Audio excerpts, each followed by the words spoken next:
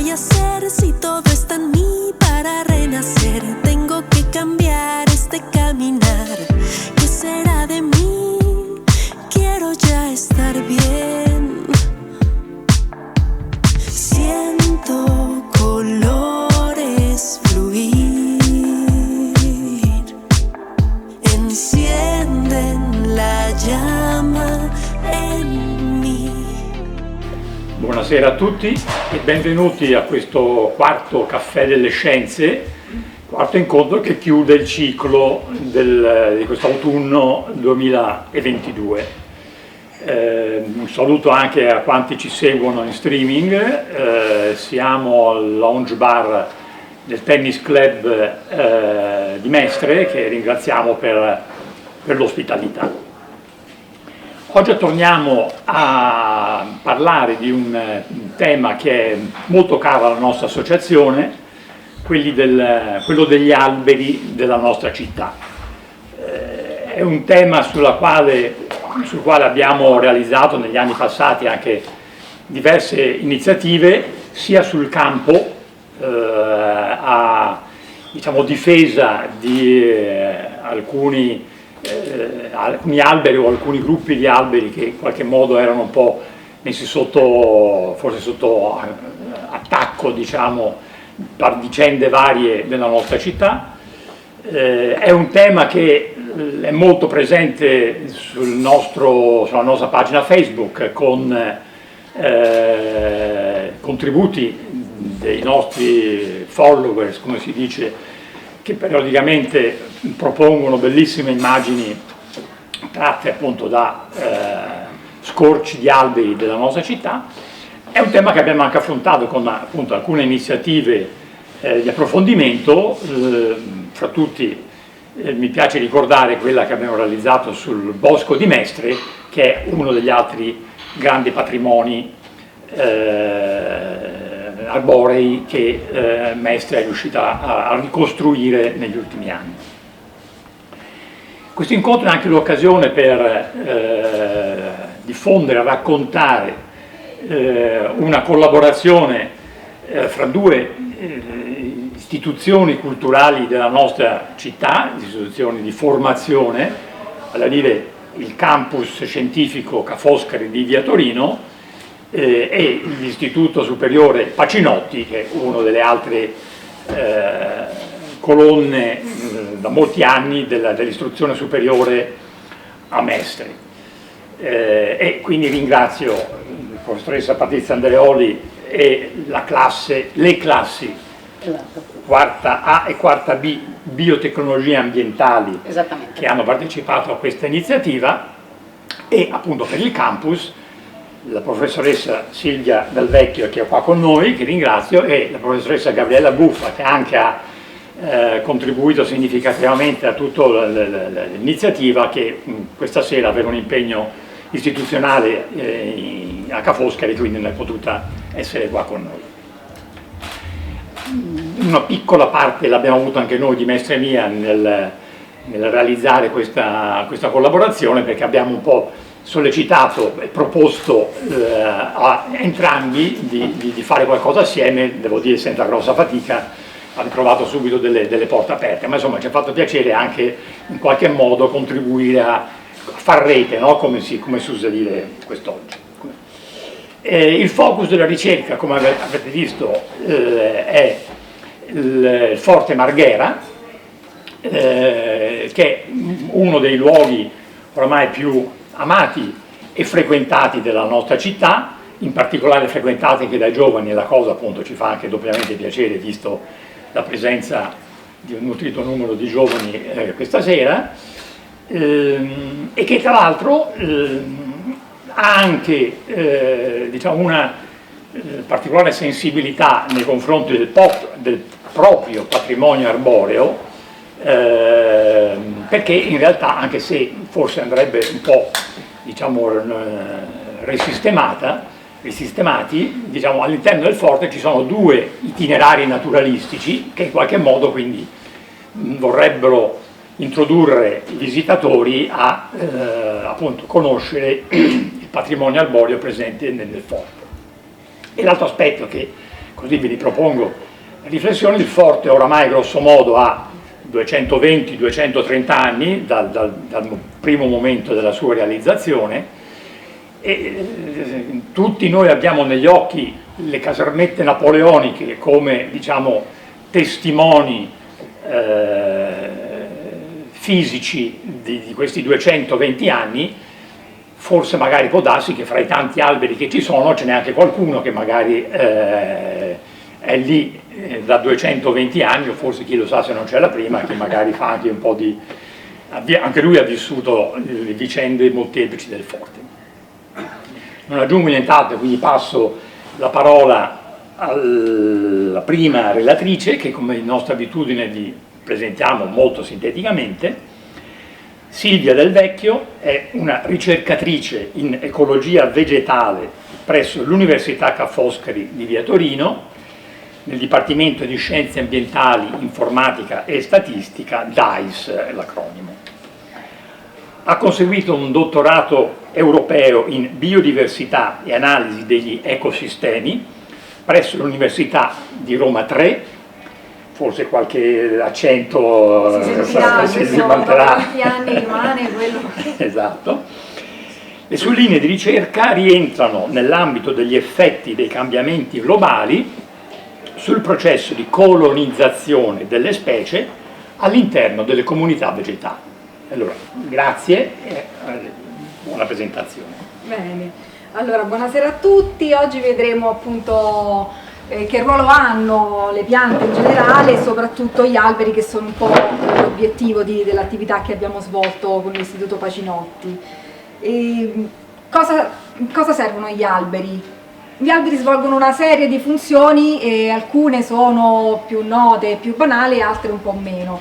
Tra quelle più conosciute, una che sicuramente tutti immagino che saprete, è che gli alberi sono fonte di cibo, quindi qui vediamo dei rappresentanti di specie appartenenti alla famiglia delle rosacee che sono i produttori di moltissimi frutti che nel nostro paese sono molto comuni e sono noti a tutti, come il melo, il pero e prugne, susine, albicocche e pesche, che derivano tutte da questa stessa famiglia delle rosacee, quindi già sono una sola famiglia che comprende moltissimi tipi di frutta conosciuti nel nostro paese. Qui vedete invece altre piante da cui si ricavano elementi molto noti che fanno parte della nostra vita quotidiana e che sono il tè, il caffè e il cioccolato, le cui piante però possono essere un po' meno conosciute perché sono piante che vengono coltivate in ambienti tropicali, anche di una certa altitudine. Soprattutto la pianta del tè e del caffè non solo crescono nelle fasce tropicali, ma anche a una certa altezza, tra i 1000 e i 2000 metri.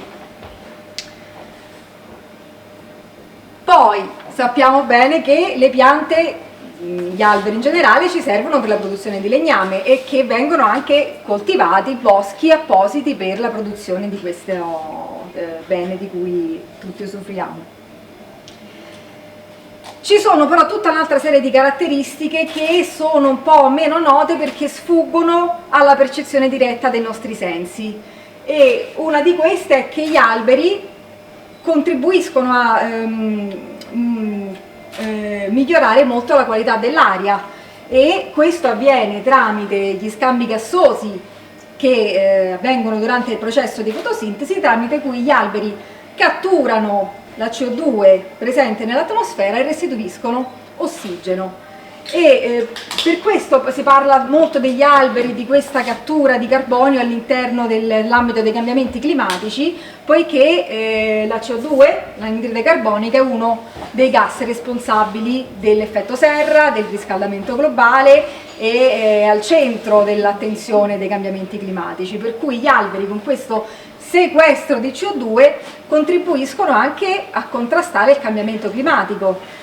E in particolare si parla di questa funzione di stoccaggio di carbonio, che non è altro che un'attività sempre conseguenza del processo di fotosintesi, tramite cui questo carbonio dell'anidride carbonica viene intrappolato e immobilizzato in fitomassa vegetale e quindi viene in questo modo stoccato, conservato nella massa della pianta.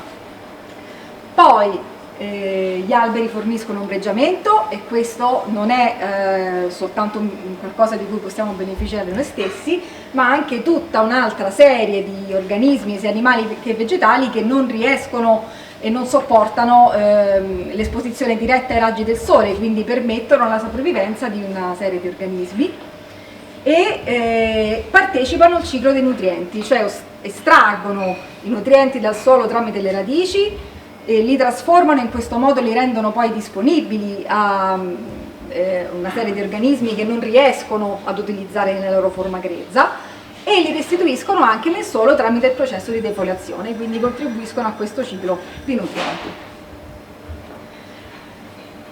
Un aspetto molto importante, soprattutto in ambiente urbano, è che gli alberi hanno un grandissimo valore estetico e ce l'hanno durante tutta la stagione, quindi durante la stagione primaverile li possiamo vedere fioriti, durante l'estate invece possiamo apprezzare la rigogliosità della chioma verde, in autunno vediamo sia il cambiamento dei colori dovuto alla presenza dei frutti che al cambiamento di colore delle foglie, mentre in inverno possiamo osservare la stessa sagoma degli alberi che contribuisce a regalarci queste immagini molto tipiche degli ambienti, dei paesaggi invernali.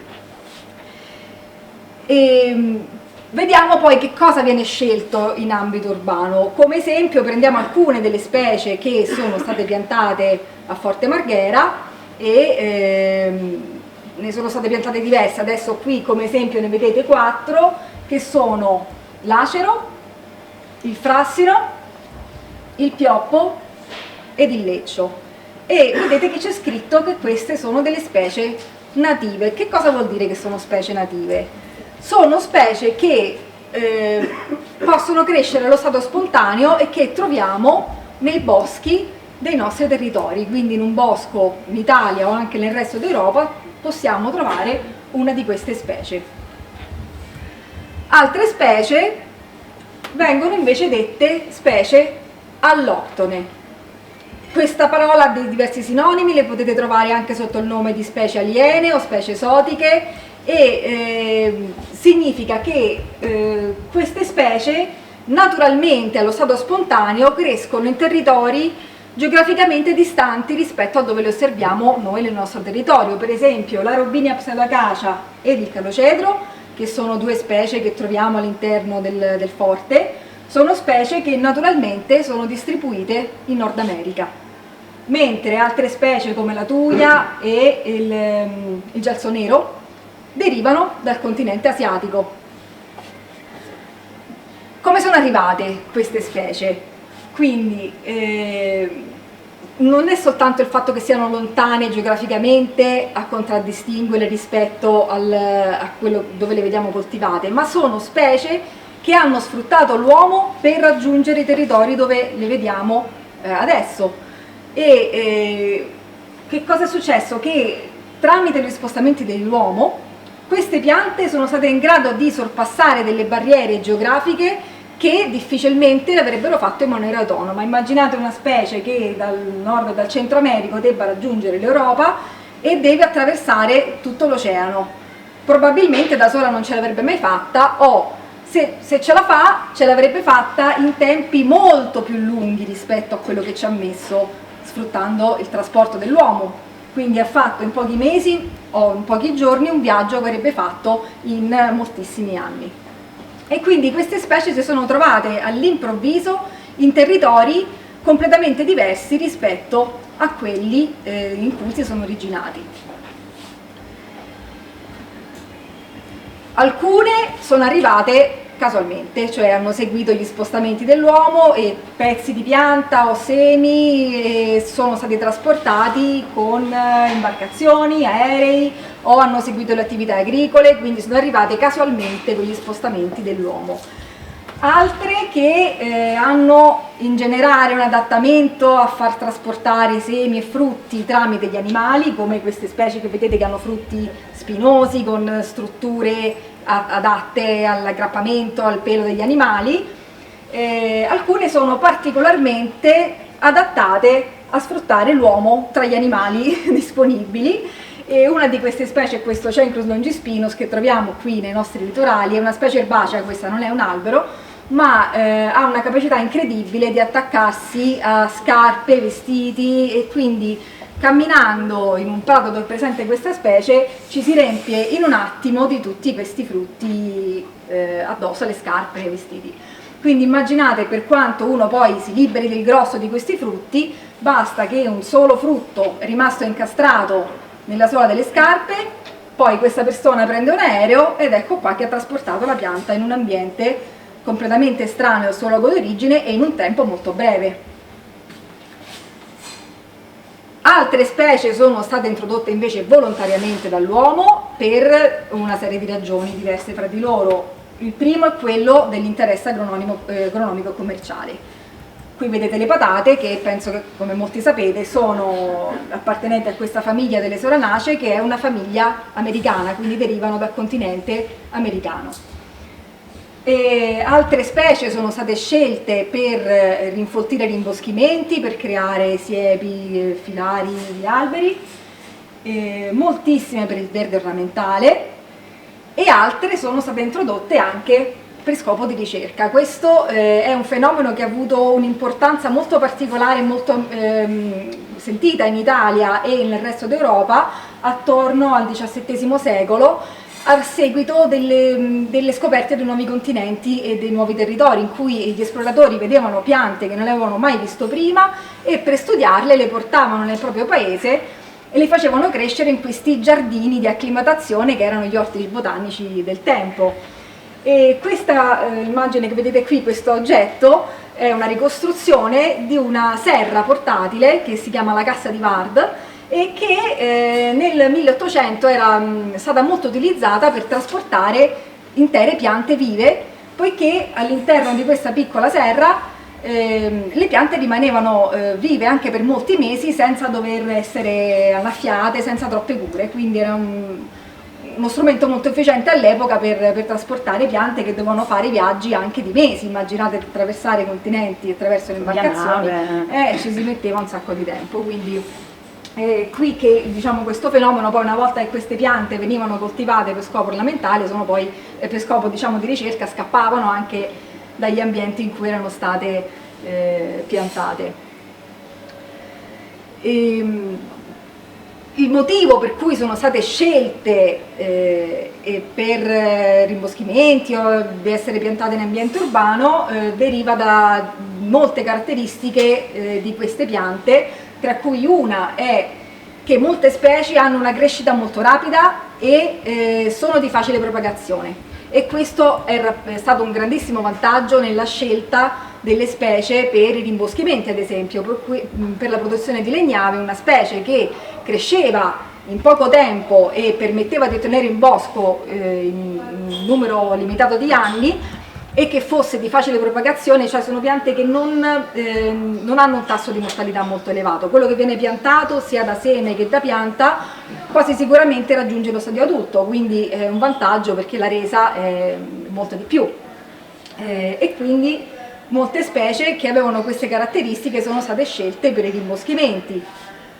Altre specie, come l'Ailanthus altissima, invece hanno una grandissima resistenza a una serie di condizioni ambientali, riescono a sopportare eventi climatici avversi che per altre piante invece sono deleteri, mentre queste resistono, hanno una grandissima resistenza a patogeni, parassiti, possono sopportare anche variazioni ambientali in poco tempo, quindi si adattano alle nuove condizioni in maniera molto rapida e resistono all'inquinamento. Quindi in ambiente urbano una pianta del genere è facile da coltivare, necessita di poche cure, e questo è un altro vantaggio che ha spinto la scelta di queste specie di questo tipo. E un altro, sempre appunto di un valore molto importante in ambiente urbano, è il grandissimo valore estetico che hanno queste specie allottone. Hanno delle forme, dei fiori che non vediamo di solito, hanno fioriture molto abbondanti, che durano nel tempo, molto belle, sono molto appariscenti, e questo è un valore che chiaramente soprattutto in ambiente urbano è una cosa da tenere presente. Qui vedete una pianta di giacaranda, non so, qui in Veneto non è molto coltivata, non si vede spesso perché ha bisogno di climi un po' più caldi, è una pianta sudamericana che però può essere vista più nelle città in Italia del centro-sud. E quello che non si sapeva quando poi sono state importate queste piante erano tutti i possibili effetti che potevano derivare da una pianta che viene spostata dal suo luogo d'origine in un ambiente totalmente nuovo in poco tempo. E uno degli effetti peggiori che possono causare queste specie alloctone negli ambienti che colonizzano è una riduzione della biodiversità, cioè alcune di queste specie sono in grado di utilizzare nutrienti in maniera molto più efficiente rispetto alle specie che hanno intorno, hanno una crescita rapida e in questo modo riescono a soppiantare le specie che si trovano nell'ambiente che hanno colonizzato, quindi tendono a formare dei popolamenti monospecifici e quindi in questo modo riducono la diversità di specie che c'era prima nell'ambiente in cui si sono instaurate.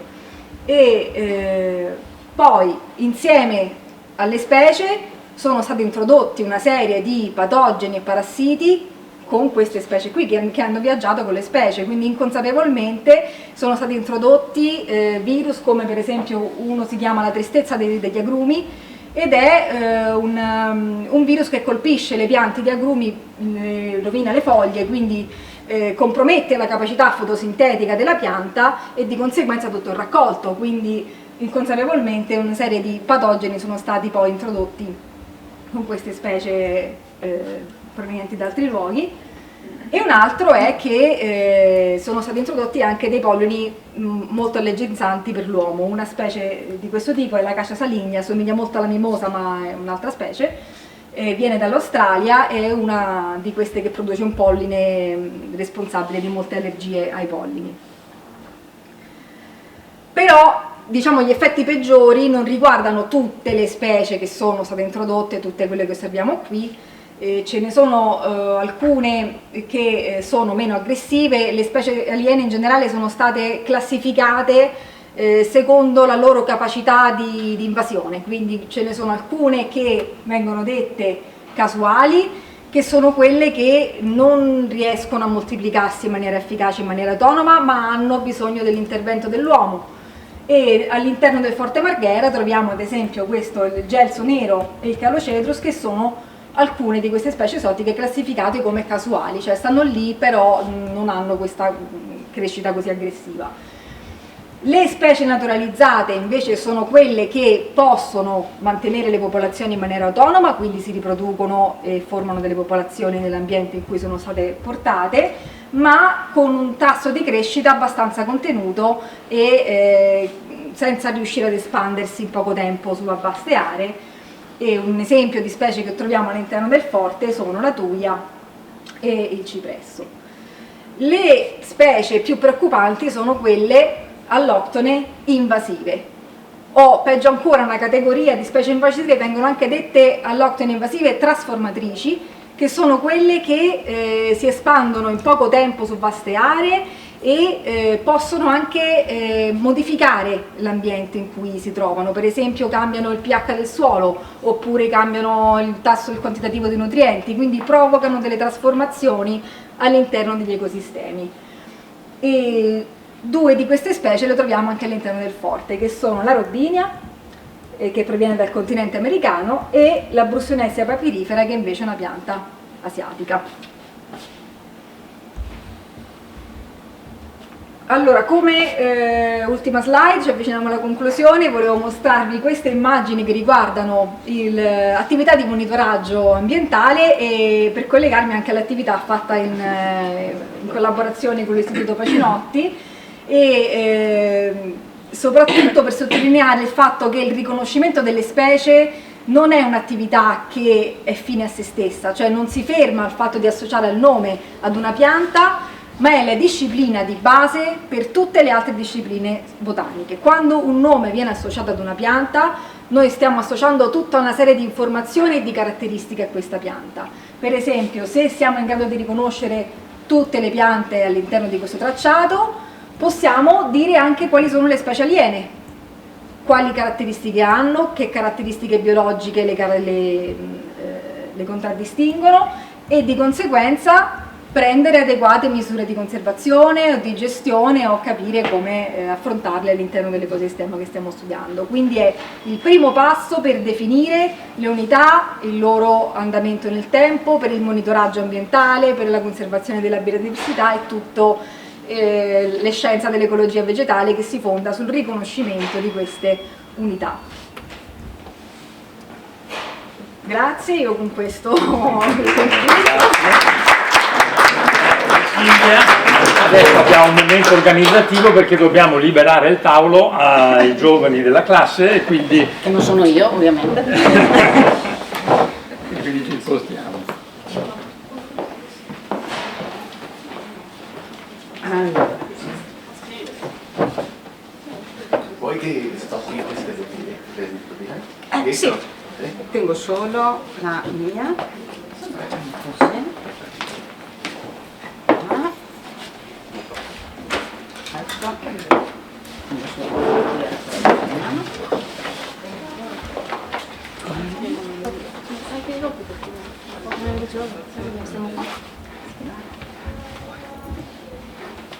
Così, abbiate fede ragazzi che il PC è lento come la sua padrona. Eccoci qua.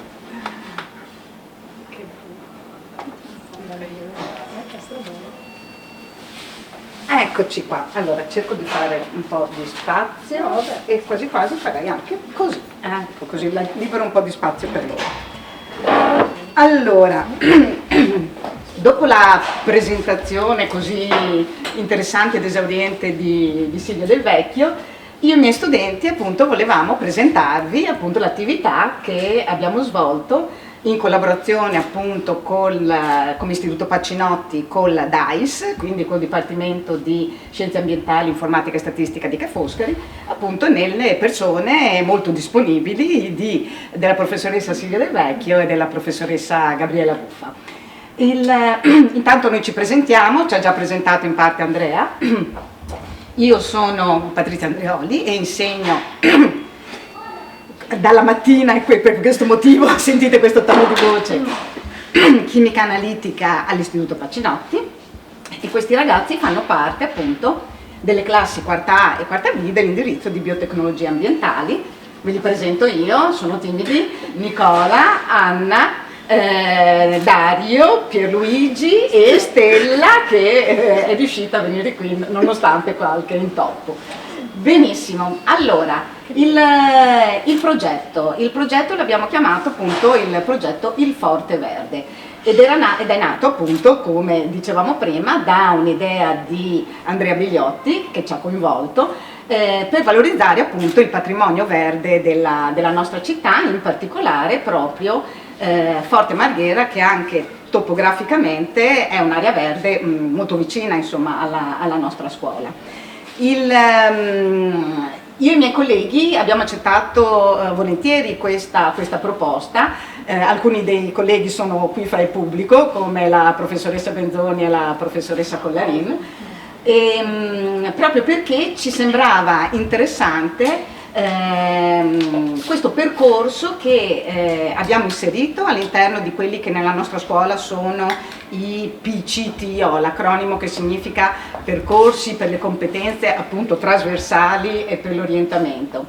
E un percorso appunto che avvicinasse i nostri studenti a questo mondo così complesso, così vario appunto delle piante, un mondo a cui spesso non prestiamo molta attenzione e che proprio per questo spesso è messo in pericolo soprattutto all'interno delle aree urbane.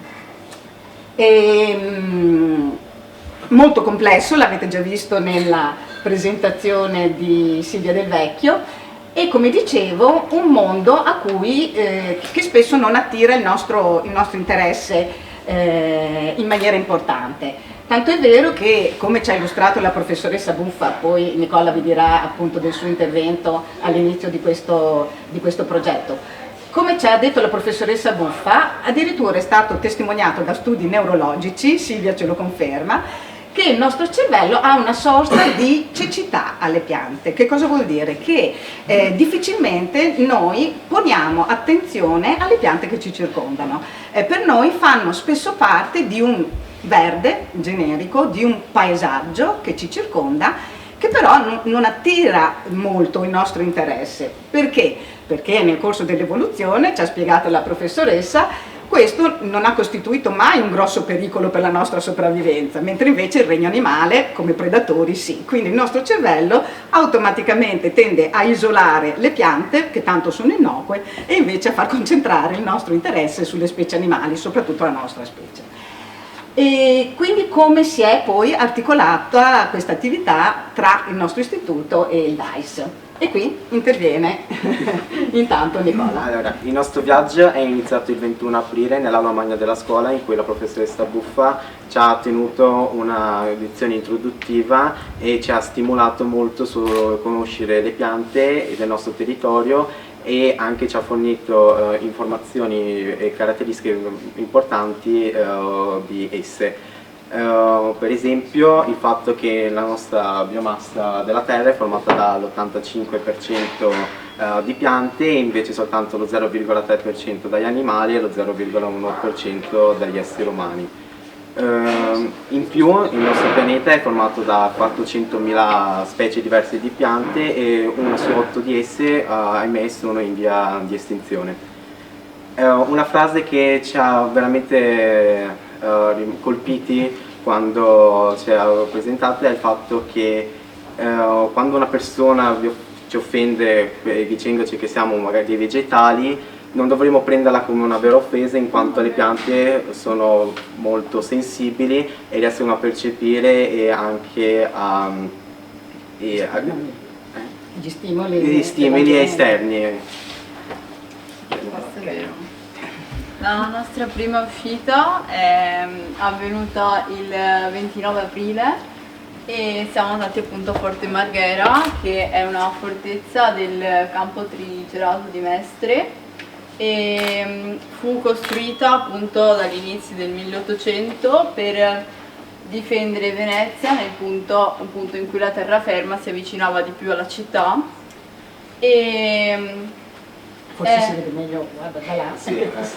Sì, e anche è in un punto in cui appunto la laguna si collega al Canal Salso, che è questo qua appunto. E Forte Marghera è una vasta area verde, come abbiamo potuto appunto osservare quando siamo andati in gita, ed è fatta a forma di una stella a 5 punte ed è percorsa da una serie di canali navigabili al suo interno.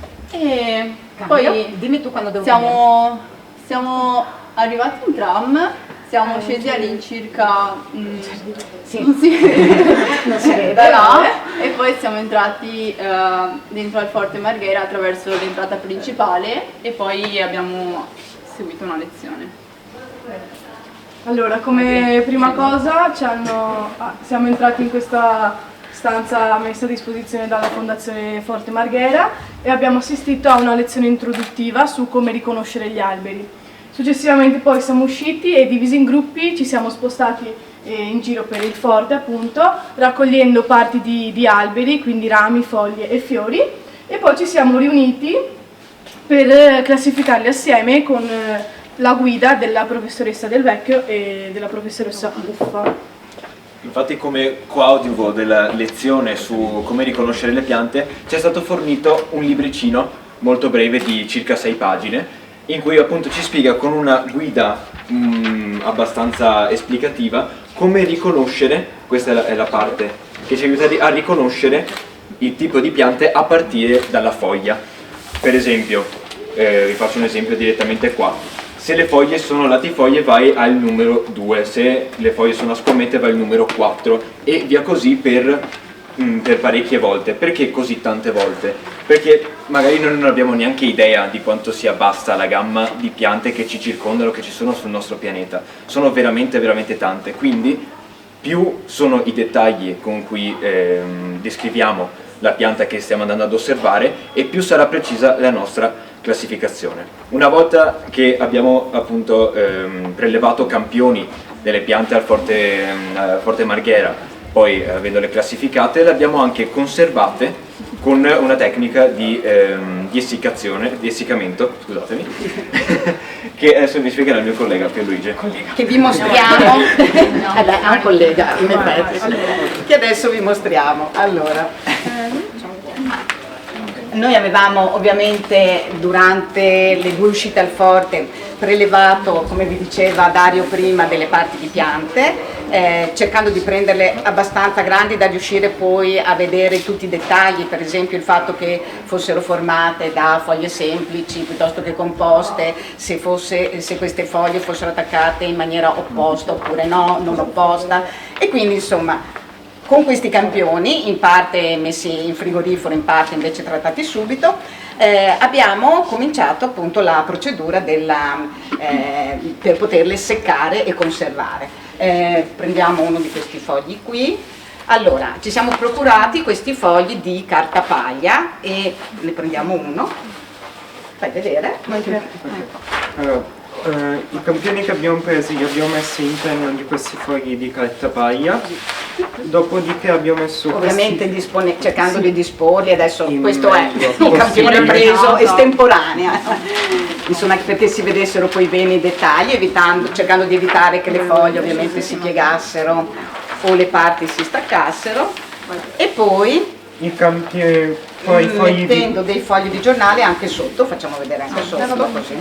Poi abbiamo messo questi fogli di carta paglia fra fogli di giornale e abbiamo pressato il tutto con degli assi di legno. Qui ovviamente le assi di legno erano troppo pesanti per portarle qua, però immaginate, ecco, di vedere una sorta di multistrato fatto appunto come vi abbiamo mostrato prima, quindi strati di carta di giornale, la carta paglia, il pezzetto di pianta, poi di nuovo carta paglia, pezzetto di pianta, giornali eccetera, a formare diciamo un mucchietto abbastanza alto, e poi pressati appunto con 2 tavole abbastanza pesanti in modo che poi le piante appunto potessero seccarsi. Poi questi giornali li abbiamo sostituiti ogni 2 giorni fino a quando le piante si sono essiccate completamente. I rametti di aghiformi, per evitare che gli aghi si staccassero, li abbiamo immessi in glicerina affinché si essiccassero.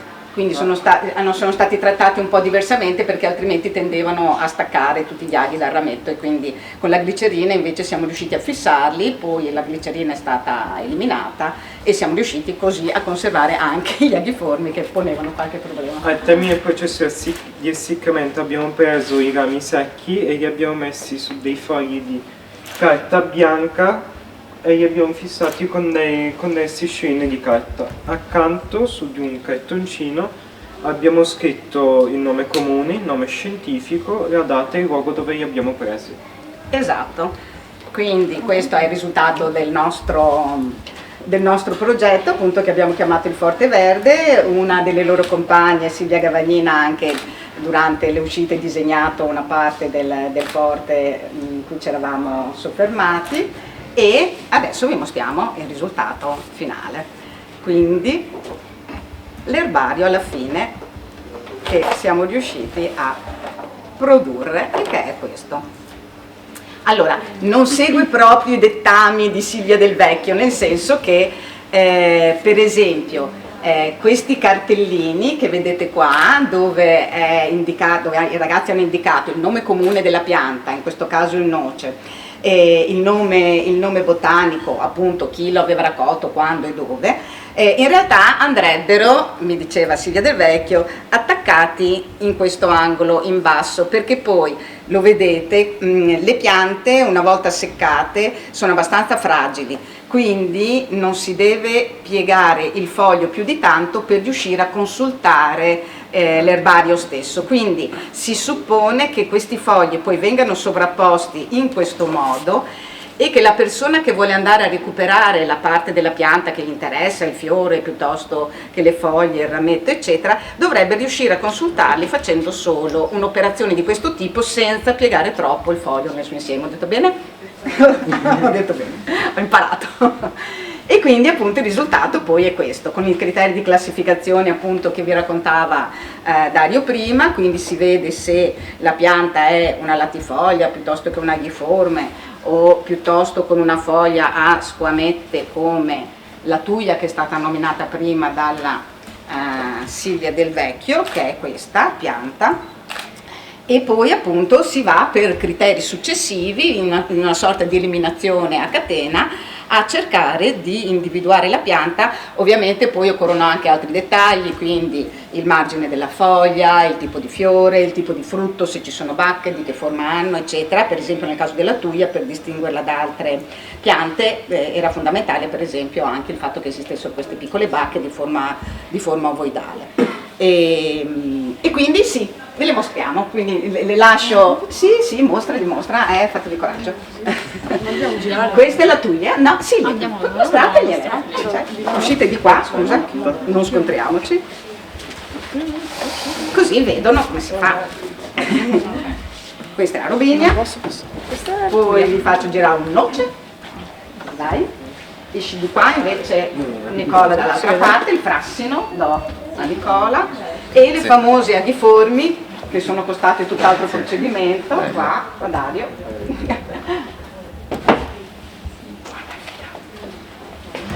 Lo mostro anche da là. Abbiamo anche l'acero, ecco, anche i fiori a volte creano problemi perché tendono appunto a frantumarsi, a sfaldarsi, e quindi insomma sono stati, tutto sommato come prima esperienza, vero Silvia, possiamo dire che sono stati bravi. Facciamo anche un applauso.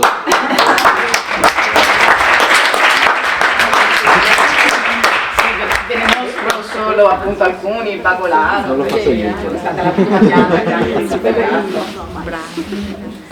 L'acero campestre, il frassino. Sì, certo, come no? Adesso qualche pezzo ovviamente se ne va. Quindi questo è l'acero campestre. Dove tenere questo Allora, in realtà anche la professoressa Del Vecchio ci ha detto che il modo migliore è proprio conservarli così, un foglio sull'altro e dentro una cartellina come questa che ho utilizzato per trasportarli, perché più il foglio viene, avevamo anche pensato a una sorta di rilegatura, ma più il foglio viene piegato per cercare di sfogliarlo e più la pianta, ovviamente che è fragile, tende a frantumarsi. Quindi. Ed ecco, insomma, i risultati finali sono questi. Ecco un'altra eccezione alla regola che ci diceva invece essere quella canonica, è che non si dovrebbero mettere due specie diverse nello stesso foglio, per lo stesso motivo di prima, cioè che uno dovrebbe leggere un cartellino e sapere che c'è solo quella specie all'interno del foglio. Però sì, avevamo parecchi campioni alla fine e quindi abbiamo fatto questa eccezione alla regola, ecco, di metterli su fogli diversi. Ecco, quindi questi sono i nostri risultati e quindi vi diciamo grazie per l'attenzione.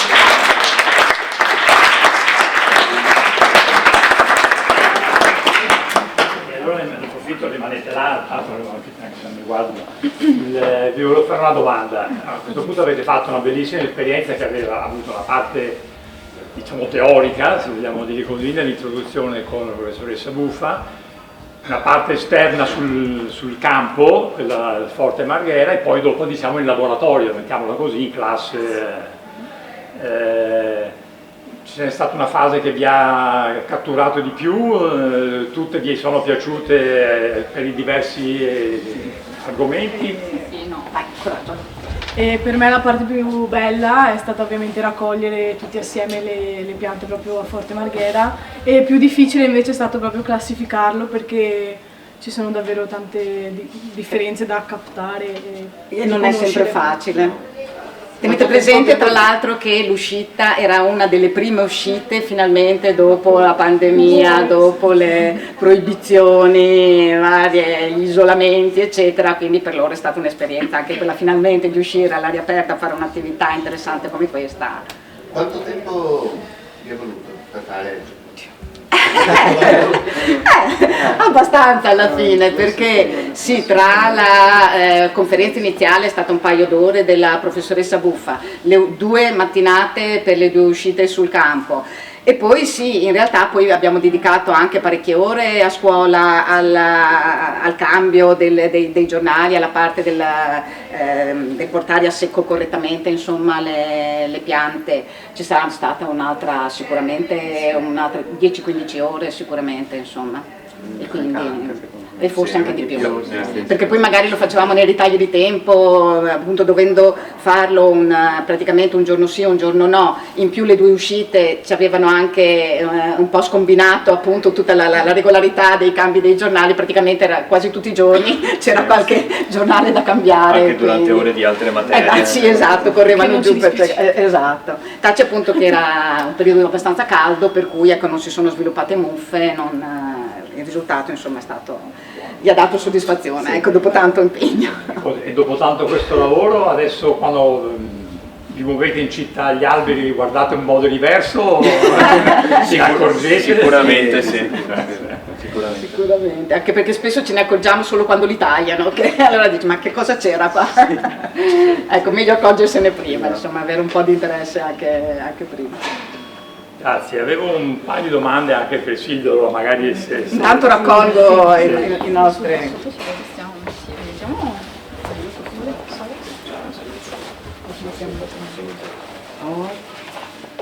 Ah sì, ma adesso noi ci spostiamo, li vediamo.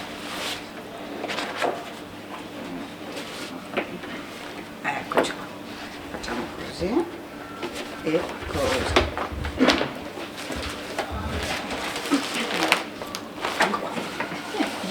Sì, liberiamo il campo.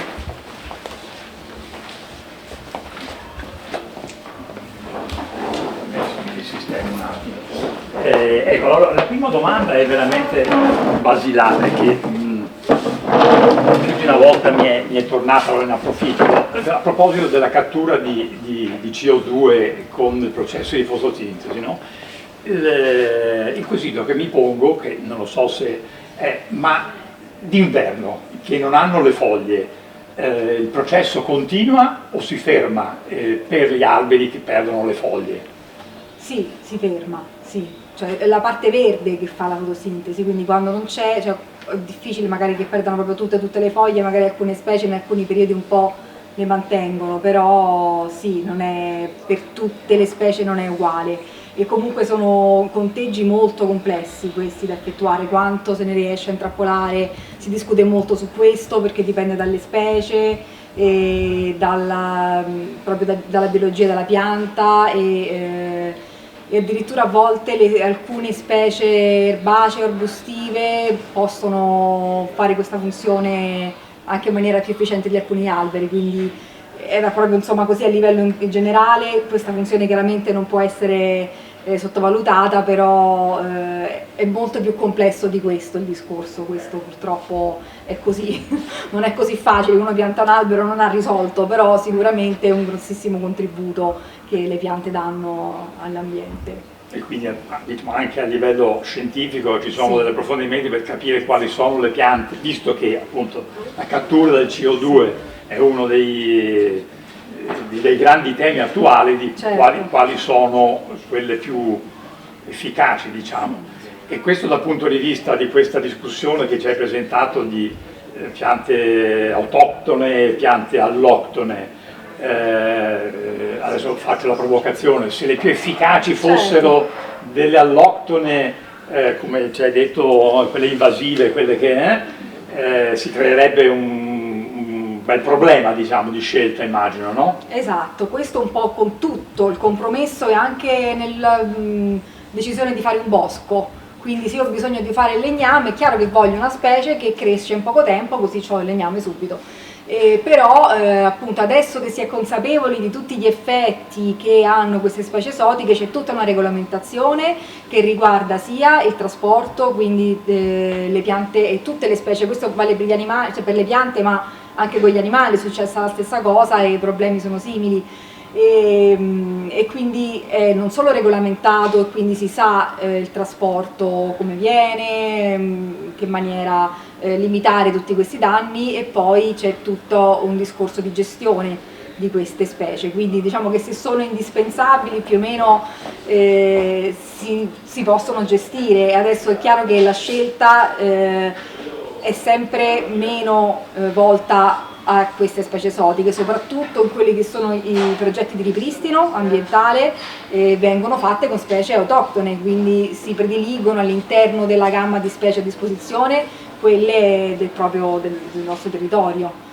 E poi sì, più che altro c'è sull'efficienza di capire quanto una specie riesce a catturare. È veramente difficile ancora al giorno d'oggi fare una stima precisa, quantitativa, di quanto carbonio viene trasformato, e anche perché una grandissima parte della massa vegetale è quella che non vediamo perché sta sottoterra, che sono le radici, e lavorare con un elemento come le radici è molto complesso. Se già è complesso per una pianta erbacea, figuratevi per un albero, riuscire a quantificare quant'è questa massa sotterranea, e anche perché sono esperimenti distruttivi, e anche con questo, cioè, la ricerca si scontra continuamente con questo problema, cioè cosa voglio studiare, ma se il mezzo con cui lo faccio è dannoso per l'ambiente. Se io devo studiare la fitomassa delle radici in un ambiente al rischio per la conservazione delle specie, non posso sradicarle tutte, perché ho causato il primo danno, l'ho fatto io da ricercatore, quindi comunque bisogna sempre trovare dei metodi che danno delle buone stime, però appunto questo compromesso tra un numero esatto e la misura è continuo, quindi sì, ci scontriamo spesso con questo problema. Quindi ci spiegavi che a Forte Marghera, diciamo anche forse per la storia dell'utilizzo del forte, c'è un miscuglio fra specie autoctone e specie alloctone, diciamo di diversa, chiamiamola, pericolosità dal punto di vista della conservazione della biodiversità, come ci spiegavi. Devo dire che anche visitando il forte ogni tanto si vede parecchie piante che stanno malino, diciamo, no? E quindi in qualche modo il tema di fare qualcosa si pone, insomma, adesso senza entrare in quello che saranno le iniziative. Se ho capito bene, forse l'unico punto critico sono quelle specie particolarmente pericolose, diciamo, particolarmente infestanti. Se avessi la bacchetta magica o il potere di decidere, cosa faresti? Le elimineresti totalmente o no? Sì, cioè questo si fa nei progetti di ripristino.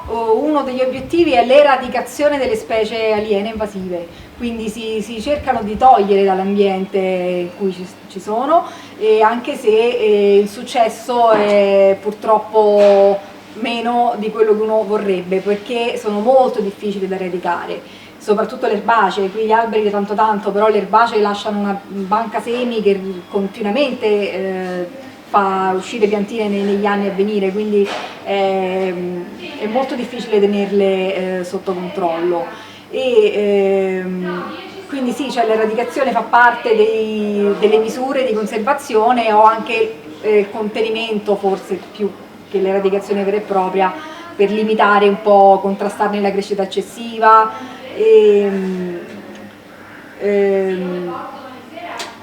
Stavo pensando a una cosa uscita adesso mentre parlavo, vabbè.